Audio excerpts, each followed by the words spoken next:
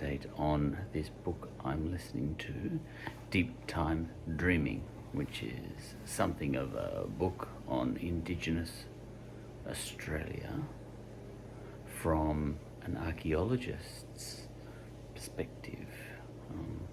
And sometimes archaeologists and Indigenous people are not on the same page. That has come through in the book. To a certain extent, to a large extent, Indigenous people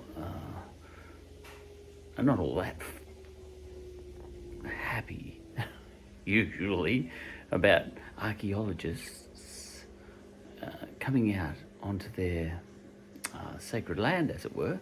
Well, all the land is sacred, and digging bones up, digging up the bones of their ancestors. Now, the archaeologists, it is coming through, are well-meaning, but, they're not necessarily on the same page as Indigenous mobs, wherever they go. Sometimes Indigenous mobs give them a hand and all that sort of stuff, helping them with their archaeology.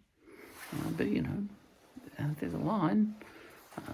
Mungo Lady had to be reburied. All right. So all of that. But I think I'm liking the book. But I can't get past the narrator's voice very easily. I don't know if the narrator is the same guy as the guy who wrote it. Let's assume that it isn't. I don't check these things. I just start listening. Now, I think the book is okay, as far as I can tell. I wish I was reading it instead of listening to it, because the narrator is annoying me. The only way the book could be more annoying would be if I was reading it, because then it would be even more annoying, Anyway, I wish the narrator would just read it straight, because he's got this way of when he's speaking about, look, the book is good, I think. So the book points out where the archaeologists are blundering and making mistakes and making false claims and all that sort of stuff. But the narrator, when he's speaking about the archaeologists or quoting the archaeologists, he makes it clear that he thinks that although they're flawed, their intentions are noble. So he's got a voice. When he's, sections of the book are from the archaeologist's perspective with an apostrophe on the end. And when he speaks about the actions of the archaeologists, or when he's quoting the archaeologists speaking, or all of that, I would say that the voice he's using, he's got different voices for different types of people. I would say that he makes it clear to us, he wants to make it clear to us, that although they're flawed, they're essentially good people wanting to do the right thing, mucking it up occasionally.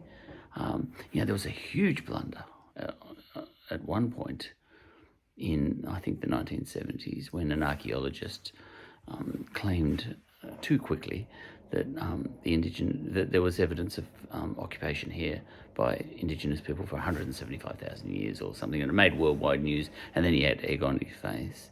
But then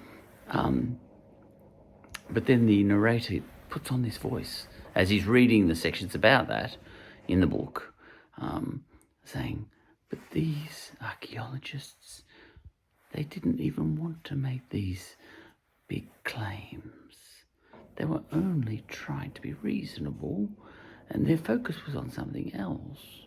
It was the media that got that out of hand." All right, that's the voice he uses when he's speaking about the archaeologists.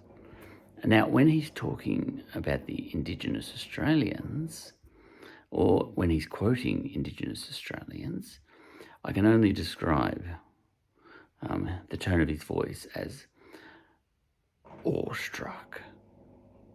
Like he's just full of wonder. He can't believe what amazing people these are. I'm sure some of them were assholes. I think they'll tell you that themselves, But just awestruck he is. Whenever there's something in the book about Indigenous Australians, he suddenly goes very quiet and reverential. And then the people of the Yorta Yorta, oh my God, such a rich culture, Now, I don't deny that, but we've got a rich culture too. We bog Irish. All right, so that's that. And here's the interesting one where it sort of annoys me. When he's quoting anyone who along the way has been an opponent of what you might call, what this guy would call the leftist agenda. All right, people who are opposing what the archaeologists are claiming along the way and all that sort of stuff. Whenever he's quoting those guys speaking, whether it's Pauline Hanson or anyone else, and I'm no fan of Pauline Hanson or anything like that. In fact, I'm a big fat lefty myself. But here's my issue. Let them sink themselves with their own words. You know what I mean? The tone of his voice changes when any of those guys come into the picture. Whenever there's narration to be read out about those guys, he suddenly puts on a mocking tone. If he's quoting, and I'm sure they don't all speak the way he's making them speak when he reads out their words. He says, like I can't remember an example, but for example, if someone challenged an Indigenous native title claim or something, he would quote them. He'd say, and then, John Howard, I wasn't one of them, but let's say he was quoting John Howard, challenging some native title claim, or I'm making this one up, but all I want to do is, he'd say, and then John Howard said, and he'd read out John Howard's words, and he'd say, I think it's absolutely ridiculous, and blah, blah, blah. And he's got this mocking tone far beyond any such tone that John Howard uses in real life. Pauline Hanson, maybe, you can hardly take off that accent. You can't exaggerate that accent, but he's quoting academics and all that sort of non-academics, people who are opposing academics.